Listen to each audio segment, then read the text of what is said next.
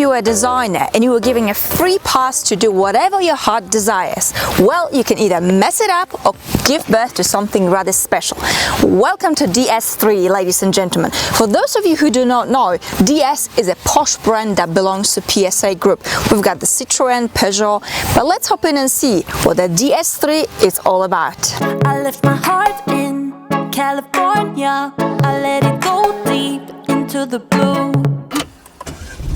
And how does the DS3 feel to drive? So under the bonnet, I've got a 1.2 litre petrol engine, pure tech, familiar, well-known, and just works in the segment B, that is. Together with the new automatic gearbox EAT8, it creates a very solid pair because the change of gears is very smooth and seamless. You actually essentially don't feel it. Now, the very first thing you notice about the DS3 is how quiet and comfortable it really is. I mean, it is quite actually incredible. What else is brilliant is the fuel economy. All I'm using is about 6 to 7 liters, and I do have a quite a reasonably heavy right foot. Brilliant pass. You can't find a car quite like this. Some love it, especially us women. Some say it's a car of an acquired taste. It is definitely catching a lot of attention. Personally, I quite like it. It looks, well, cute.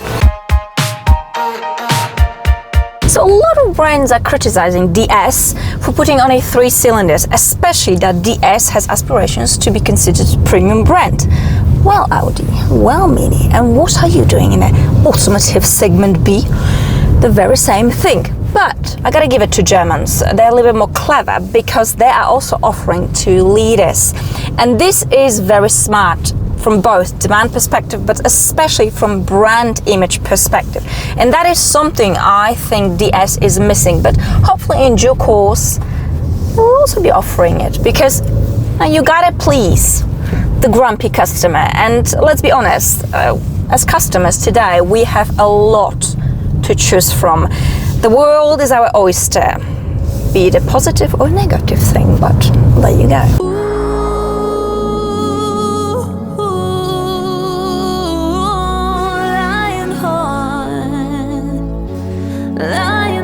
Okay, let's have a look at the cabin. So the first look, wow, it looks spectacular. But the moment you try to use this car, actually turn it on, how do I close the window? How do I start it up? I mean, what? Bloody French. I mean, stick to cooking, but with a bit of patience, don't worry, things are looking more than good. Because the quality of the materials is simply impressive. The seats are soft and lush, finishing what Audi or Mini can only dream of. In fact, in places in which many premium brands are using hard plastics, well, DS, look at this.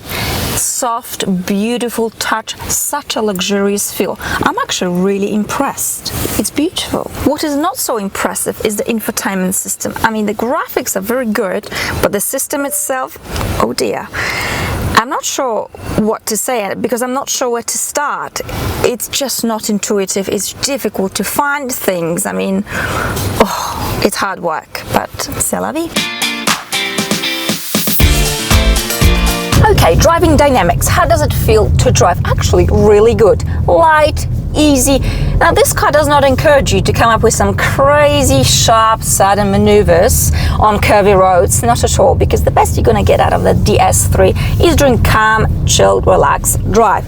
The suspension absorbs most of the bumps and imperfections on the road, although sometimes it does throw a bit of a wobbly, but it's not too bad at all. Where the suspension feels at its best is on very much rubbish roads because it feels the most confident and the softest. And let's be honest, because it's a French car, a lot of people in France will be purchasing this car.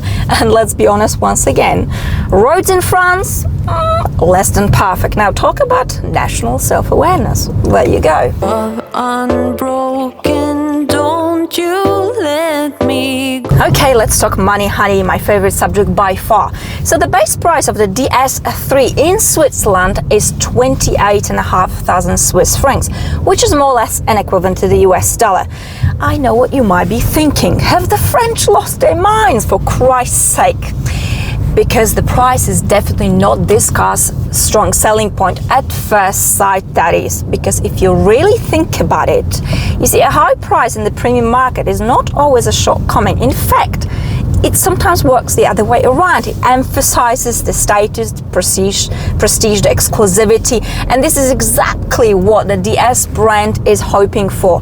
It is hoping to capture those customers who are looking to stand out, be a little bit different, exclusive, not get another Toyota or Ford. Nothing against these brands, but let's be honest, there's a lot of Toyotas on the road. So let's see how far and how successful DS really is with this strategy. I personally really like this car. I think it's been such a lovely experience. I've driven the DS7, now the DS3, and both are offering a lot actually. Comfortable, they look good, they drive really well, and I wish DS brand the best, to be honest. And that's brings me to the end of this video. It's a beautiful day. I'm a bit selfish because I'm going to enjoy my journey.